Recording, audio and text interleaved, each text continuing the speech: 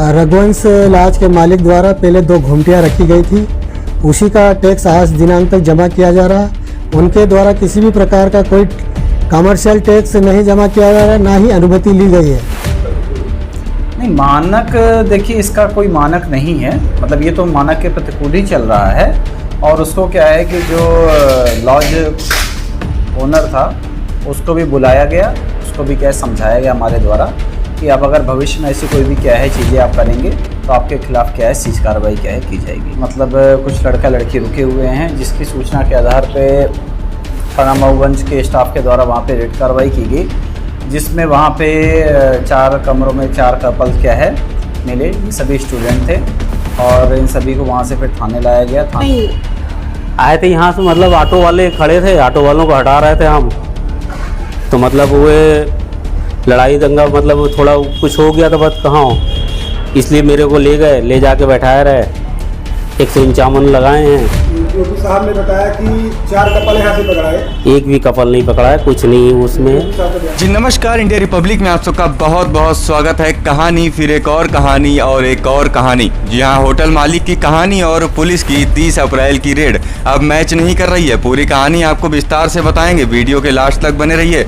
आज हम आपको बताएंगे कि असलियत आखिर है क्या। बात है 30 अप्रैल 2022 की, जब मऊगंज पुलिस को सूचना मिलती है कि होटल रघुवंश लॉज में कुछ कपल्स रुके हुए हैं। पुलिस वहां पर रेड करती है और 4 कमरों में कुछ स्टूडेंट कपल्स पकड़े जाते हैं, जिसके बाद पुलिस सभी कपल्स को पकड़कर थाने लाती है और माफीनामा लिखाकर उनको छोड़ दिया जाता है। पुलिस की माने तो सभी बच्चे बालिग थे, चूंकि वह स्टूडेंट थे तो उनको समझाना उचित था, जो होना भी चाहिए था। अब अलग सवाल यह उठता है कि होटल मालिक की इसमें क्या भूमिका थी या उस पर क्या कार्रवाई की गई। तो होटल मालिक को भी पुलिस ने थाने लाकर समझाइश देकर छोड़ दिया। अब आइए सबसे पहले आपको मऊगंज एसडीओपी की प्रेस वार्ता सुना देते हैं, जहां पर उन्होंने तमाम सवालों के जवाब दिए थे। जिसके बाद होटल मालिक की भी बयान आपको सुनाएंगे कि उनका क्या कुछ कहना है।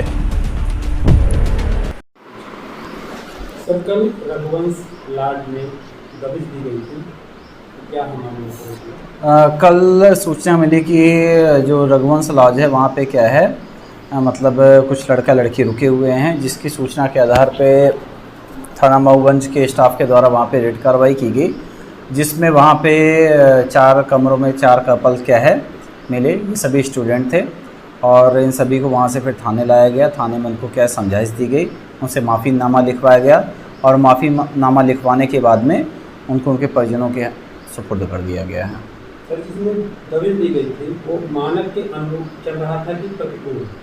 नहीं, मानक देखिए इसका कोई मानक नहीं है, मतलब ये तो मानक के प्रतिकूल ही चल रहा है। और उसको क्या है कि जो लॉज ओनर था उसको भी बुलाया गया, उसको भी क्या समझाया गया हमारे द्वारा कि अब अगर भविष्य में ऐसी कोई भी क्या है चीज़ें आप करेंगे तो आपके खिलाफ़ क्या है सीज कार्रवाई क्या है की जाएगी। दबिश देने के दौरान कितने लड़के लड़की मिले? दबिश के दौरान वहाँ पे 4 लड़का 4 लड़की क्या है मिले थे। ये सभी स्टूडेंट थे, उनको यहाँ पे ले आया गया। ऊपर क्या कुछ कार्रवाई की गई? कार्रवाई इसमें इसलिए नहीं की गई क्योंकि पहली बात तो वो सभी स्टूडेंट थे और दूसरी चीज़ क्या है कि ये कोई क्या है सेक्स रैकेट या जो और चीज़ें हैं उसमें इनकी कोई संलिप्तता की जाँच की गई, वो चीज़ें नहीं पाई गई, इसलिए इस पर क्या है कोई कार्रवाई नहीं की गई है। रेड के बाद में मुझे सूचना दी गई थाना प्रभारी के द्वारा कि ऐसा ऐसा क्या है जानकारी मिली और तत्काल वहाँ पे पहुँचा गया। लेकिन क्या है कि ऐसी जो कोई बात वहाँ पे नहीं आई, यंग एज के लड़के लड़की रुके हुए हैं, उन चीज़ों की जांच की गई और उसके बाद में क्या है उनका जो कार्रवाई जो होटल संचालित करता है तो किसी को रूम दे रहा है तो उसके पहले उसका परिचय पत्र रखेगा पूरा, तो उसकी जानकारी का फुल फॉर्म था होटल वाले। हाँ, होटल में क्या है जो भी बच्चे रुके हुए थे उसमें कुछ का उसने क्या है कि वोटर आईडी लिया हुआ था, कुछ का नहीं लिया हुआ था। इसी चीज़ को उसको समझाइश दी गई क्योंकि बच्चे बालिग थे कि अगर भविष्य में आप ऐसा कुछ करेंगे तो आपके खिलाफ कठोर से कठोर कार्रवाई की जाएगी। होटल मालिक के ऊपर आपने कौन सी कार्रवाई की? होटल मालिक के ऊपर अभी केवल समझाइश की कार्रवाई हुई है, अन्य कोई कार्रवाई? अन्य कोई कार्रवाई नहीं। तो अभी आपने प्रेस वार्ता को सुना, जहां पत्रकारों ने मऊगंज एसडीओपी से तमाम सवालों को पूछा, जिसका जवाब उन्होंने अपने दायरे में रहते हुए बखूबी दिया। अब आइए इसके बाद आपको सीधा ले चलते हैं होटल मालिक के पास कि उनका 30 मई की इस घटना पर क्या कुछ कहना था, वह भी आपको सुनाएंगे। और साथ ही साथ वीडियो के अंत में आप यह देखना बिल्कुल भी ना भूलें कि किस तरीके से उनके बेटे जो थे वो किस तरीके से पत्रकारों को कानून का पाठ पढ़ाते नजर आए। शायद उनको यह पता ही नहीं कि यह होटल भी गैर कानूनी रूप से ही चलाया जा रहा है। या हम नहीं कह रहे हैं, मऊगंज के नगर पंचायत सीएमओ ने यह खुद ही कहा है। वह वीडियो भी आप आगे देखेंगे। 30 अप्रैल को आपके यहाँ पुलिस के द्वारा दबिश दी गई थी, तो क्या है पूरा मामला?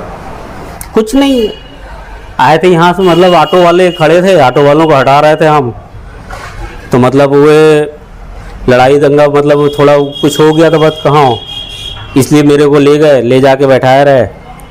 151 लगाए हैं। डीओपी साहब ने बताया कि 4 कपल यहाँ से पकड़ाए, एक भी कपल नहीं पकड़ा है, कुछ नहीं उसमें, डीओपी साहब का बयान है।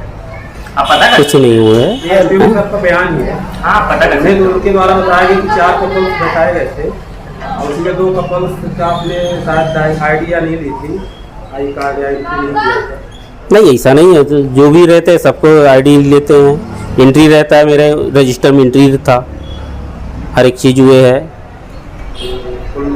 जिस तरह से आपने बोला कुछ नहीं था, तो हाँ, कुछ नहीं था। झूठ बोल रहे हैं कि आप झूठ बोल रहे हैं? नहीं सर, हम क्यों झूठ बोलेंगे, और न वो बोल रहे हैं। आप फोर्स नहीं कर सकते किसी चीज फोर्स नहीं हो रहा है। उनको इंटरव्यू देना होगा, वो देंगे, नहीं तो नहीं दे सकते। इसमें आप भी हो जानते हैं, ठीक है?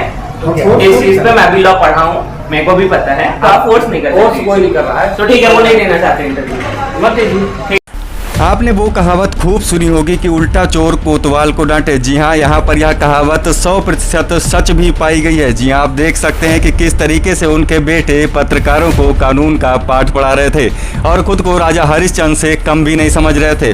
अब आइए इसके बाद सीधा आपको ले चलते हैं मऊगंज के सीएमओ, नगर पंचायत के जो सीएमओ हैं उनके पास ले चलते हैं और होटल रघुवंश लॉज की पूरी कहानी उनके द्वारा आपको सुनवाते हैं कि किस तरीके से इस होटल को संचालित किया गया है।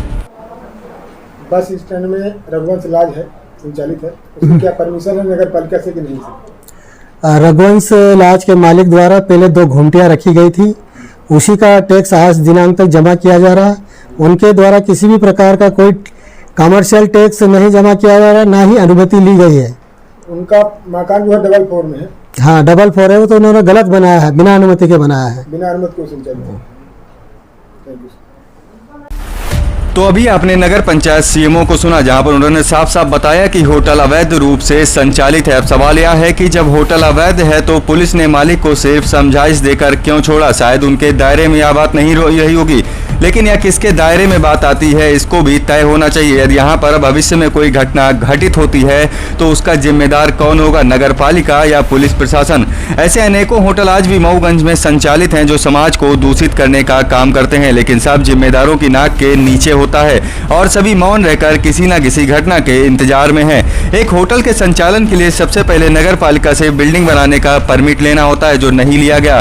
Fire safety permit, FFSI, food safety, business registration, GST registration, business registration, police licence जैसे तमाम दस्तावेज वहां पर इकट्ठा करने होते हैं जो नहीं किए गए। मानक पूरे करने होते हैं जो नहीं पूरे हो रहे हैं। आज भी मऊगंज में यह खेल बदस्तूर जारी है। जिम्मेदार कौन है और यह खेल क्या है यह बताने की जरूरत नहीं है।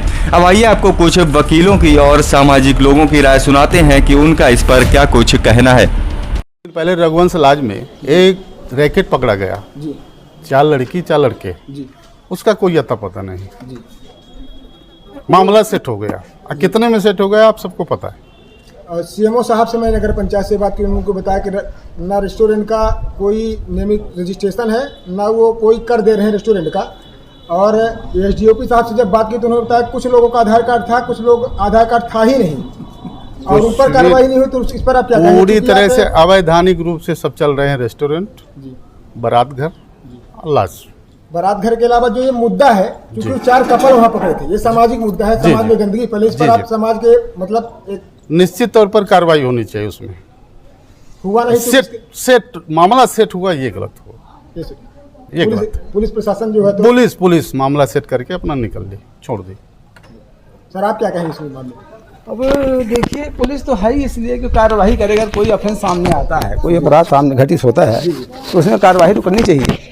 अब यहाँ तो प्रशासन आप सुन ही रहे हैं कि हमको भी मालूम हुआ कि 4 दिन पहले कोई ऐसा हुआ था, लेकिन उसका कहीं दूर दूर तक अता पता नहीं है कि उसमें क्या कार्रवाई हुई है ना। आप लोग ही यहीं के रहने वाले हैं, निवासी हैं, आप लोग पत्रकारिता करते हैं, है ना, पीत पत्रकारिता करते हैं, आप लोगों को भी सुना होगा कि ऐसा ऐसा हुआ है, लेकिन बस सब हवा हवाई है। कहाँ के थे लोग, कहाँ के हैं, क्या कर रहे थे। एसडीओपी साहब ने कहा कि हमें उनका लाइसेंस चेक करने का पावर नहीं है, तो आप चूंकि एक वो है तो क्या ऐसा कुछ है आप बताएं हाँ, इसके बारे में। ऐसे प्रकरणों में पावर नहीं रहता किसी को, एसडीओपी घर को नहीं रहता, साहब को फिर नहीं रहता, पूरे थाने का जो अमला है किसी को नहीं रहता ऐसे प्रकरण में। अब बाकी आप किसी को एक चांटा मार दो, चले जाओ, तो पुलिस पहुंच जाएगी, घर बुलाने पहुंच जाएगी, ये इस परिस्थिति है। आप विश्व हिंदू परिषद के जिलाध्यक्ष हैं मऊगंज से। कल मऊगंज में एक रघुवंश लॉज में पुलिस द्वारा दबिश दी गई, जिसमें 4 कपल पकड़ाए गए। होटल के संचालक को भी थाने में ले जाया गया और बिना कार्यवाही के उनको छोड़ा गया। और एसडीओपी साहब मऊगंज ने बताया कि उनमें कुछ लोगों का आधार कार्ड नहीं था और होटल का रजिस्ट्रेशन भी उन्होंने चेक नहीं किया है, ऐसा उनके बयान में है। तो इस पर आप क्या, समाज में इसका गलत मैसेज जा रहा है, सीध क्रिया मऊगंज में हो रही, किसी के घर के बच्चे हैं कुछ, इस पर आपका ओपिनियन जाना चाहिए, क्या कहें सर? देखिए, इस तरीके का कृत्य बिल्कुल नहीं करना चाहिए। हालांकि इस मुद्दे की जानकारी अभी तक मेरे पास नहीं पहुंच पाई है, और मैं तो जितने भी होटल संचालक, मैरिज गार्डन संचालक और जो भी इस तरीके के कार्य कर रहे हैं, मैं उनको सबको ये कहना चाहूँगा कि बिना वैधानिक दस्तावेज के कोई भी किसी को कमरा ना दे, और दस्तावेज लेने के बाद ही आप कमरा दें, और शासन के जो भी निर्धारित दिशा निर्देश हैं उनका पूर्णतः पालन करें, और अगर जो ऐसा नहीं करता तो उसके ऊपर प्रशासन को कार्रवाई करनी चाहिए। ऐसे कृत्य करने वालों से समाज में क्या मैसेज जाएगा? जो कर रहे हैं, किसी घर के बच्चे हैं, बच्चे रहते हैं, तो सिर्फ गलत मैसेज जा रहा है समाज में, तो आप उस पर क्या कहेंगे? बिल्कुल गलत मैसेज जा रहा है। इसमें थोड़ा सा बच्चों के पेरेंट्स को भी ध्यान देना चाहिए कि भाई उनके बच्चे इतने समय तक अगर घर नहीं पहुंच रहे हैं, तो ये जो पेरेंट्स हैं, जो गार्जियन हैं, उनको भी ध्यान रखना चाहिए कि हमारे बच्चे आखिर 4 घंटे, 5 घंटे, 6 घंटे घर से गायब हैं, तो वो कहाँ हैं। तो इसमें सरकार की व्यवस्था तो है ही, पर गार्जियन को भी ध्यान देने की आवश्यकता है। प्रशासन को आप क्या कहेंगे, जो इस तरह की कार्रवाई बिना मतलब जानकारी के, बिना कार्यवाही के वो छोड़ रहे हैं सामने वाले व्यक्ति को, तो उनकी गतिविधि संदेह के घेरे में है? देखिए, अब मुझे जानकारी तो है नहीं इस बात की, लेकिन प्रशासन को कार्रवाई करनी चाहिए, और जो भी दोषी हैं उनको सजा मिलनी चाहिए। अभी आपने तमाम पक्षों को सुना, सभी की राय सुनी, सभी की अलग अलग राय सुनी, सभी की कहानियां को आपने खूब समझा। लेकिन आप समझदार हैं, आप खुद ही समझ सकते हैं कि सच्चाई क्या है।